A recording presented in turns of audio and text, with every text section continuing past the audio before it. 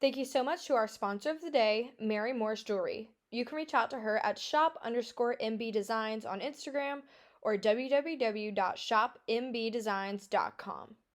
Today's interview question comes from the Miss USA Top 5 interview questions on stage. Listen, pause, and then answer for yourself. Should influencers be required by law to say if they are being paid to promote an item they are posting about?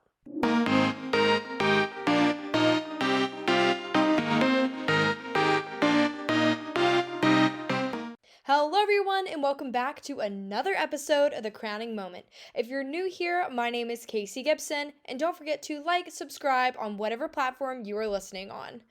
Today we will be doing the play-by-play of the Miss USA 2022 competition. Before we get started, I want to let you guys in on a few interesting things that I've been noticing about the Miss USA competition before it even got started. If you are keeping up with Danny Walker on YouTube, who is a former Miss Montana USA and competed a few years back in Miss USA, she did a huge video on what is really happening behind the scenes, or what it looks like is happening from our view instead of being actually at the pageant.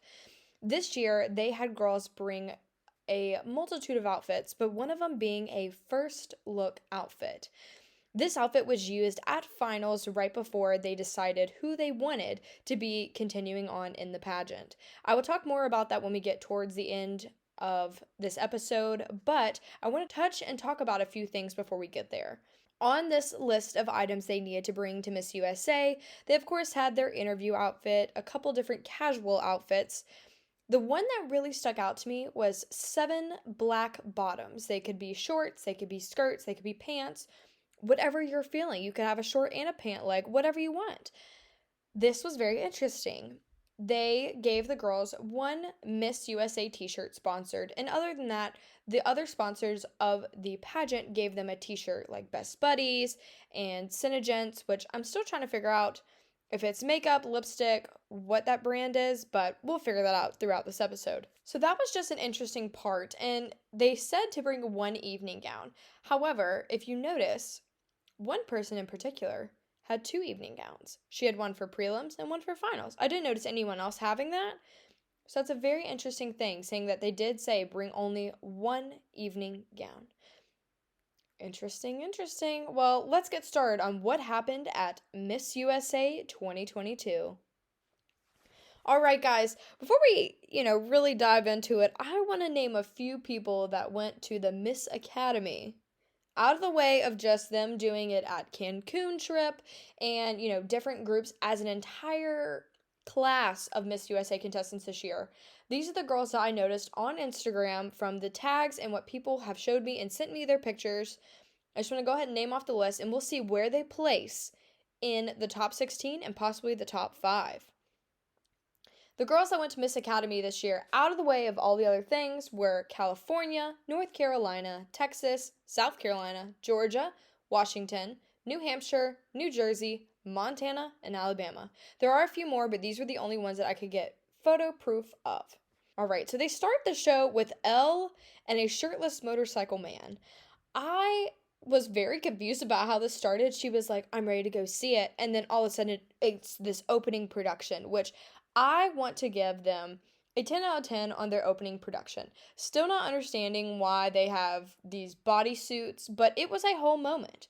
They did this huge dance production, and so they did this whole opening number, and then they would do one dance, and then they would roll into the first set of intros. During prelims of Miss USA and Teen USA, they had the girls scrambled, which they would have a W in the middle of the A's. Florida was towards the end. Mississippi was last. Very random, and they said that this evened the playing field, and that's what I talked about in the Teen USA play-by-play. I just think it was ridiculous, and it didn't do anything with the playing field. If the girl brought it, it didn't matter if she was first or last. So I think going forward, don't confuse people by putting them in different orders, because they didn't really have a great explanation for it. If they said, okay, like, they turned in their paperwork in this order, cool, okay, that's fine, but still weird. I just think going forward, Miss USA should really think about just keeping it not normal, and I get this as hashtag pageantryreimagined, But definitely keeping the playing field level is not mixing them and then putting back in order for finals. So that was a really weird thing, just throwing that out there. So they did some of the intros, and then they came out with a whole nother dance routine, and they had these hats. Oh, it was a moment. There is definitely videos out there on Instagram. I know probably Road to USA posted it, as well as Miss USA themselves, and Elle posted some of those. Then they did the other half of girls. Then they came out with another dance production, and it was to nails, hair, hips, heels. It was like a whole, it was fantastic, honestly. But I was really sad because all Elle did, she had a jump, the bodysuit is what the girls had on, a long sleeve Giovanni bodysuit with like tassels. Elle had on the pantsuit version, and she just kind of shook the whole time, just shook. And so honestly, next time I have to do a dance on stage, I'm just gonna shake, just gonna shake. And then they did the rest of, after the whole nails, hairs, hips, heels song, they did the rest of the girls, and then I was kind of sad that the girls didn't get to do their normal introductions, and it was just a man's voiceover. They didn't say who the man was or who was reading it, but they just had someone else do the voiceovers. But being able to call your state's name is a huge deal. Saying, I'm so and so, Miss so and so. It's a really, really, really big deal to these girls. And I appreciate them letting them do it during prelims, but this is Miss USA. Let the girls say their name. They are proud to wear that state across their chest. Don't have somebody else voice it over. And I get for production time, I mean, they ran over. They had the slot from 8 to 10:30. They would have had plenty of time to let the girls actually introduce themselves. They could have done it in between their 5 different dance performances. I mean, it would have been totally fine.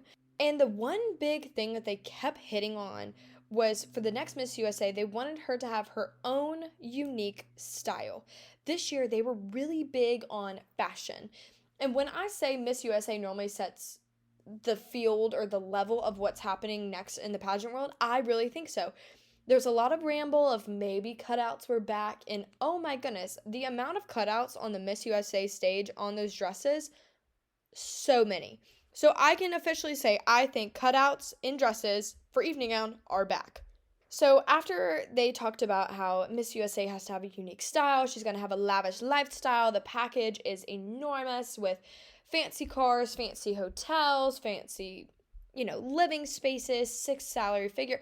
You know what? That's funny. They never said this year a 6-figure salary. Interesting. Wow, I just picked up on that. Continuing on. While they were introducing themselves, doing the dance productions, when they brought them off stage, they immediately changed into their first look outfits. So this was the outfit that was supposed to scream, "I am Miss USA, hear me roar," was the outfit. This was the outfit that Danny Walker was talking about in her YouTube video that she also posted to her Instagram. You can go look at that on social media. I'll also repost this on my Instagram page that you can check it out. They were never told, hey, you're going to wear this as your first look as Miss USA on stage. I would think if somebody said first look, I'm thinking, day after press conference, so you're going to come boss babed up, looking great, lavish, wonderful. Some of these girls were unaware of the definition. Let me take that back. Most of these girls were very unaware of this definition. I wish they would have given them more, hey, this is going to be your outfit that the judges will say, I want you to be in the top 5, or I do not want you on the stage. Gotta go, sweetheart. I wish they would have told them that, because that would have just, made that playing field equal by not letting any of them know at all. That's just unfair. Come on, this is Miss USA. These girls are here for a reason. Let's at least give them the reason of why they're using a first look outfit. So it's an immediate yes or no has to happen as soon as she's called for top 16. So I want to give you my picks for top 16, and then I'll tell you who actually made it into top 16. So my picks going into finals night were Arizona, California, District of Columbia, Illinois, Kentucky, Louisiana, North Carolina, Oklahoma, Tennessee, Texas, Vermont, Connecticut, New Mexico, and then I had some maybes. My maybes were Mississippi, Washington, Minnesota, Florida. Okay, so here's who actually got into top 16, and a really cool thing they did was they played, as they walked down the runway for their first look outfit, they did a clip from their interview, which Miss USA picked these clips. The girls who made it were District of Columbia, New Mexico, California, Connecticut, Missouri, Ohio, Nebraska, Tennessee, Illinois, Kansas, North Carolina, New Hampshire, West Virginia, Minnesota, Texas, and Vermont. The ones that I picked, so I had 10 out of the top 16 picking that Connecticut won People's Choice, is what my thoughts were. They never said who actually won People's Choice. They didn't do any of those optional award or side awards, as I like to call them, for photogenic and all of that fun jazz. They didn't do any of that, which was weird. But I did my research on Saturday. This was, the right before the Teen USA finals. I went ahead and looked, who's winning in People's Choice monies. Because People's Choice, like it is at every pageant, you vote on a contestant, dollar money based, or wherever you're at in the world, for that person to be in the top. And so Connecticut at that moment was the money person to make into the top 16. It may have changed, but my backups for money next in line would have been Arizona, then California, and New Mexico.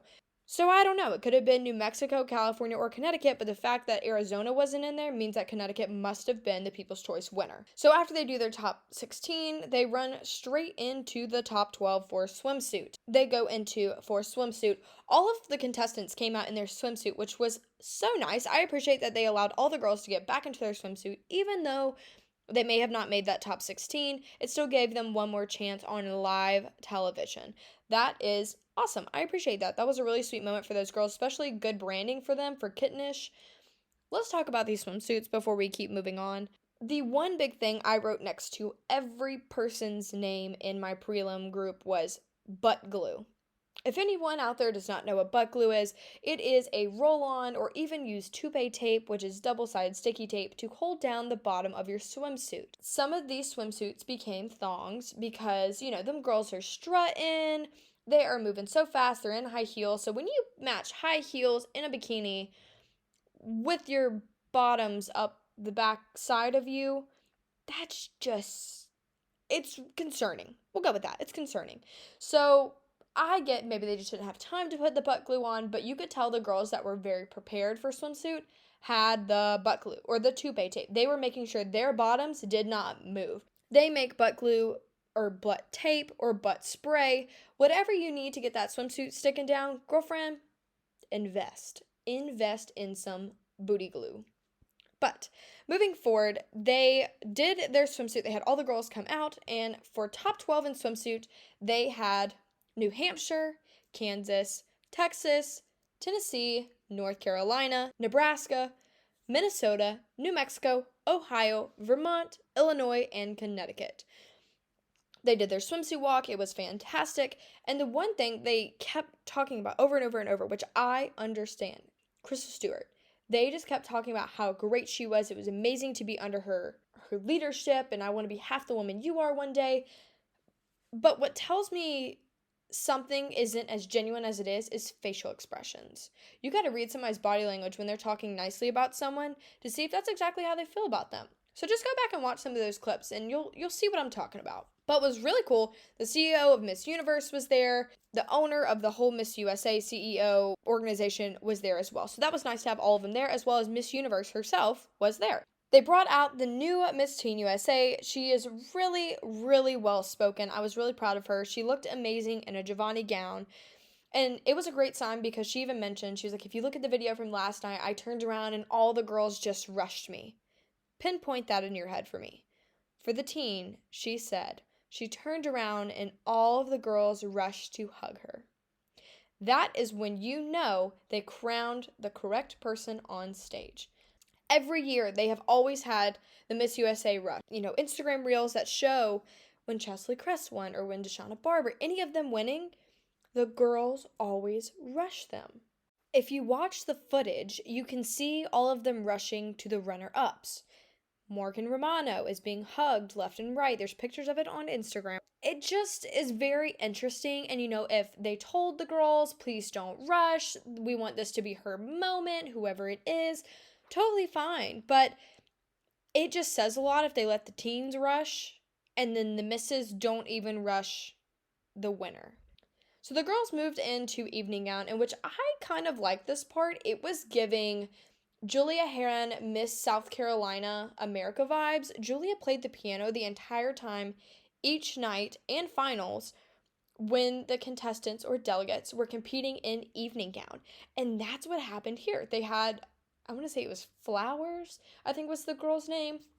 She was a music person. She was playing the piano, and it was beautiful. I really enjoyed it. I thought it was great.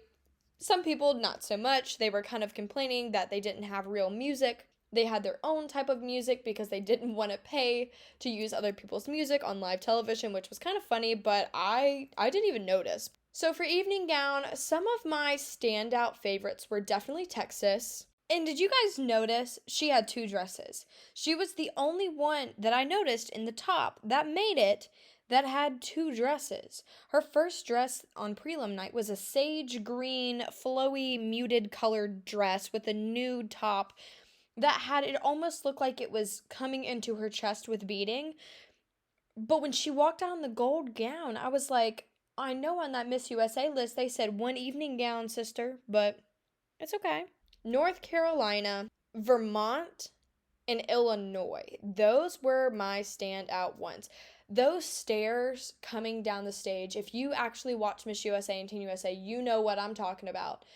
I think all pageant coaches now should have a set of stairs in their studio. Or girls, I'm going to start practicing how to walk downstairs in 6-inch heels because my goodness, the next pageant you go to is probably going to have 45 stairs for you to walk down.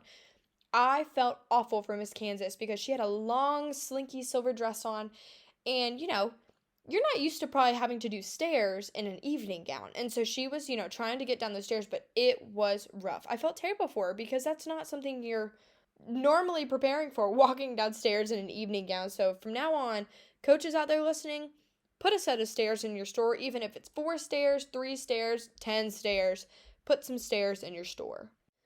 I want to talk about a comment that one of my really close friends, Cyrus Frakes, put on Instagram, who he is a pageant coach, which I didn't notice this until after he said it. So his post on Facebook was, my take on the Miss USA prelims, they obviously gave the ladies no time to practice coming down those flights of stairs. They all looked awkward and uncomfortable.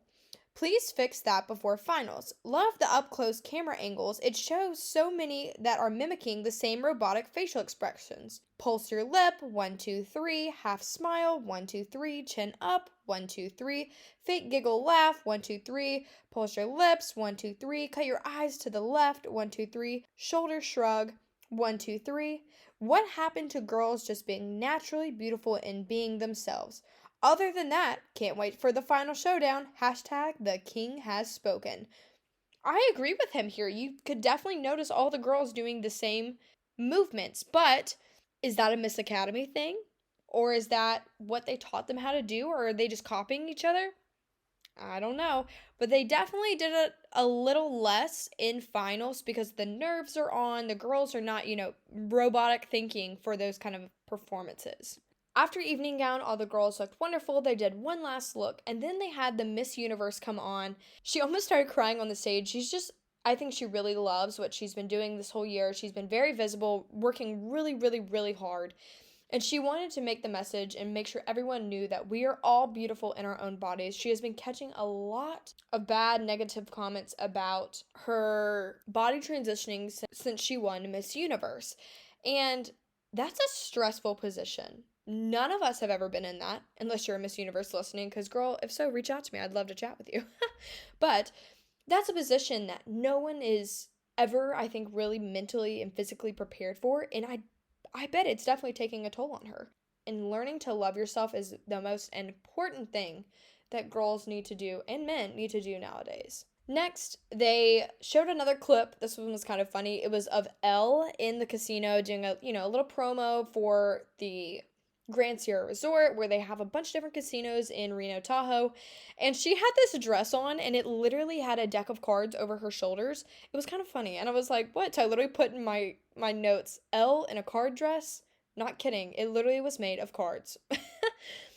And then before they went into evening gown, they did a tribute to Chesley Crest. And I, of course, just immediately lost it while watching the video. I thought they could have done more. And I understand why April Simpkins, who's her mother, and her stepdad didn't go, because they had a lot of good memories from there that they wanted to hold to themselves and they didn't want it to change. And I absolutely understand that. So they weren't there, and she did a video about it and posted it. And I was really hoping that they were going to post her video, while they were doing the live show, or even just show her crowning video. So in my Instagram slide, where you can find this posting on Crowning Moment Podcast on Instagram, I'm going to do the video that should have been played, that Mackenzie Jade from Concord, North Carolina, which is a dress store, posted about her, because it's what should have been done. So I'm very, very disappointed that the Miss USA system didn't at least do something more than a simple photo. A simple photo.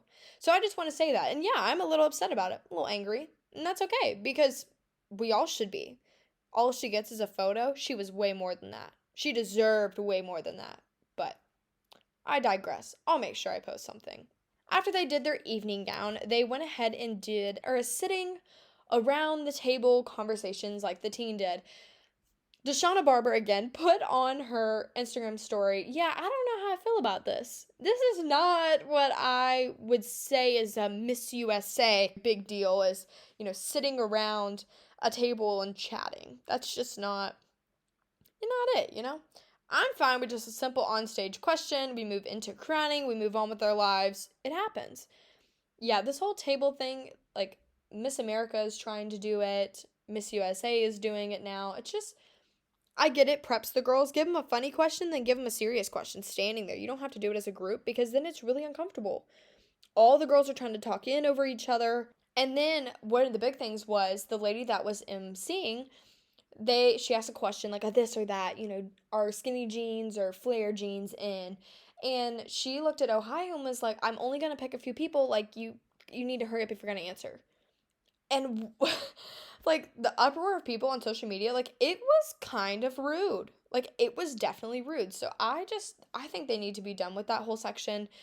I think asking the girls one round through funny questions, get to know them, kind of like at Miss Universe, they ask you, what's a hidden talent about you, or something fun like that. That would be fun to do in their evening gowns, and then roll into, okay, it's serious question time, like, let's do it.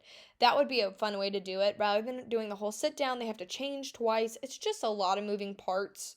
So our top 5 was Ohio, North Carolina, Texas, Illinois, and Nebraska. When I say my jaw hit the floor, I was so shocked that District of Columbia wasn't in here. For people who may not follow any other sides of pageantry, District of Columbia placed, I think, in the top 5, which at Earth USA, they do something unique where they have the elements. So Emma Loney is one of the national title holders, and she's one of the elements. I think she's Miss Earth Eco USA. They do different, like Miss Earth Water, Miss Earth Fire, Miss Earth Air. They do different elements. And so Miss District of Columbia was one of the top 5 national winners and was one of the elements. Very interesting background on her. So I was really sad that she didn't make it in the top, because also, we're going to come back to costume contest. She should have won. She should have won the costume contest. She did like the seal from the Oval Office.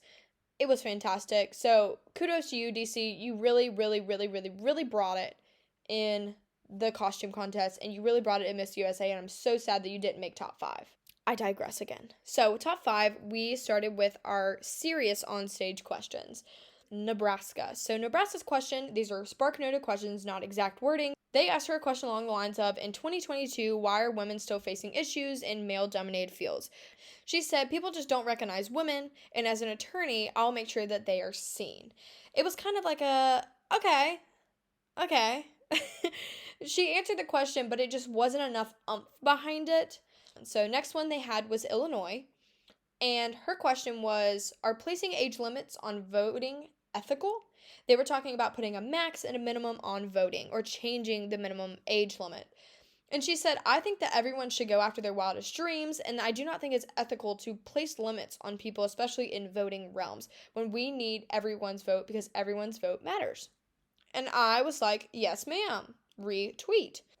Then Texas. Hers, okay, I want to talk about this because the entire pageant was based around fashion and, being your most unique fashion self, which I think, honestly, as a whole, really helped Texas in this situation. I'm not discounting her. She did fantastic. She looked phenomenal. I definitely would have placed her in the top 3. But this pageant really just kind of fit her interestingly. So her question was basically, how do we fix climate change and, how do we control it? And she said, adding a recycle bin into your space or into your work. And she talked about how, since she's a sustainable fashion designer, she was talking about how she made all of her outfits for Miss USA and she was wearing the interview suit that she made herself. There was also a really cute walk-in outfit that she upcycled from one of her friends that had this white suit that she didn't want to have anymore, so she just gave it to her and she wore it for walk-in. So check out her Instagram. It's a really cute white suit. It has this cool black ruffle on it and a black side short. I liked the answer, but it was almost like the agenda was to make her look like she fit the perfect mold for the system. And I know I'm not the only one that saw that. Genuinely, she was beautiful. I think she will do amazing at Universe, but I just feel like they made it too much to a T to fit her personality, her uniqueness, her look. But North Carolina's on stage question, which I asked at the beginning of this podcast: should influencers be required by law to say if they're being paid to promote an item? Morgan replied with, no, I don't think so, because if the people that are posting these items that I choose to follow, I am thinking and choosing these people because they actually care about their followers and who is around them. They're not going to just do something for clout or for money. So make sure you're following the correct people on Instagram that are promoting these products that you can actually believe that are using them in their day-to-day lives, which I think was a great answer for this question. I feel like it could have gone one of two ways. I mean, you could have said, yeah, I don't want to be lied to. Social media sometimes can be a fraud. Or you could say, no, I trust people. But it really wasn't up in the air. I think she had a great answer for it anyway. So it was definitely, it put her in the top two for sure. And then we had Miss Ohio. Her question, again, Spark noted, I could only get a clip of it. The feed cut out. We'll talk about that at the end of this as well. Her question was somewhere along the lines of, why is there so much pushback on the change in our movie and screenplays by adding diversity? She had a really good statement, and I'm like, now I understand why you're in the top 5. She was like, as the United States, we are united, and we need to stand by one another and get comfortable with being uncomfortable. And I was like, okay, girl, okay, which is an answer that is really universal. You can use it just about anywhere with any question. So whoever her coach is, great answer. But we've come to that point in the podcast where I tell you about who actually won Miss USA. They did a lasting impression, which was the last look before, where they came up to the front and they stood in front of the judges and looked at them. From here, I don't really know what point system they had. I don't know if it's final ballot or what they're doing because they didn't really tell you. They just said to get them there, they need a third, a third, a third. That's it. For this, I don't know if it's even a yes or a no, or does her answer really matter? No clue. But for this, again, they did that 5th, 4th, 3rd, 2nd winner, which is still very confusing to everyone in the pageant world because that's just not normal. But here we go. In 5th place was Illinois, and then 4th place was Ohio, 3rd place, Nebraska, and I was like, oh my goodness, North Carolina and Texas are the only 2 left. Like, it could go either way. They're out of the entire show, these are the 2 that I'm like, yep, it was going to come down to them. Not surprised, not surprised. With this Pageantry Reimagined, I was really hoping that they were going to bring in that woman in STEM background, really push that heavy, so they can show all the little girls out there that you can do it too. You can be smart, you can be pretty, you can be the full package, and you can be Miss USA. That's the push that I was thinking they were going to have. But I was wrong, and that's okay. Morgan ended up getting first runner-up, but 2nd place, however you want to call it, and then Texas won. The big uproar controversy is, oh my goodness, Texas looks so unexcited about winning. I went back and looked at her video when she won Miss Texas USA. She did the same, oh my goodness, hands over the mouth. She's not a crier, people. She doesn't scream, jump, and hit the floor. She's just a very calm, cool, collected person. And that's what I picked up from her Texas USA winning photo to her Miss USA winning video. So I don't think that she wasn't excited. I think she's excited. It was a rush of emotion. She just won Miss USA. So I don't think that there was any sort of upset or angry or, oh, she already knew she was going to win. I don't think it was any of that. She just isn't a person that showed big emotion. So I think we just, move on, get over that. So let's talk about Miss USA as a whole. This organization I have been following since I was probably 4. I loved watching Miss USA on actual television networks. I'm so tired of having to download and pay $69 for Hulu Live. It's just, y'all, there's got to be an easier way. I give to Miss America. Peacock was free when I watched Miss America. That was cool. It was already on my smart TV. It worked. And so for the people that actually bought it, because you had to, you didn't really have a choice, you had to buy from the Miss USA Live, it was like $35 or $45 a video, and then you had to pay for each division, or you could just buy all of them for $150, still not including the Miss Finals, which, guys, come on.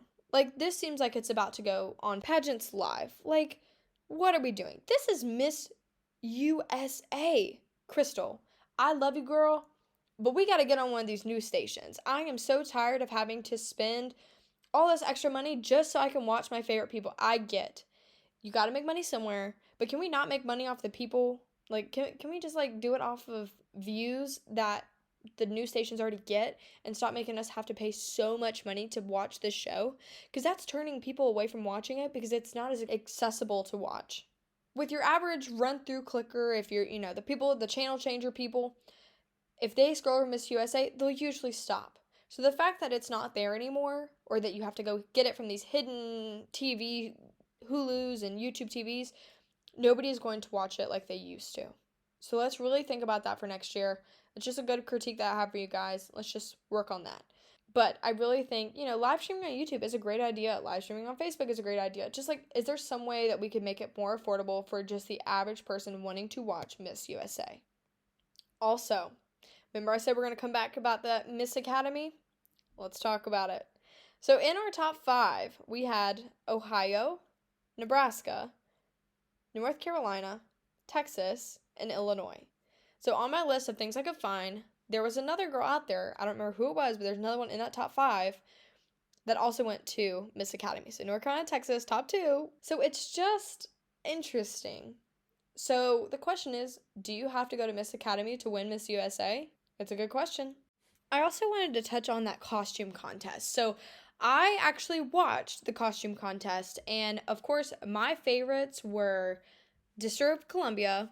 I really, really, really liked Nevada. She had like all of these cards, Vegas themed. It was awesome. And I also really loved Tennessee. I was really shocked that Texas actually won the state costume. She had this cover over and then it got stuck, which I would have, if I was a judge, taken off points because it wasn't a smooth transition, but maybe I'm just too nitpicky. I just didn't see her winning that. I really honestly saw Tennessee or District of Columbia because theirs were poppin'. But, guys, you never know what happens in the future. So I guess we'll have to check out next week on another episode of The Crowning Moment. Don't forget to like, subscribe, and rate this podcast on all podcasting platforms and on YouTube. Bye, guys!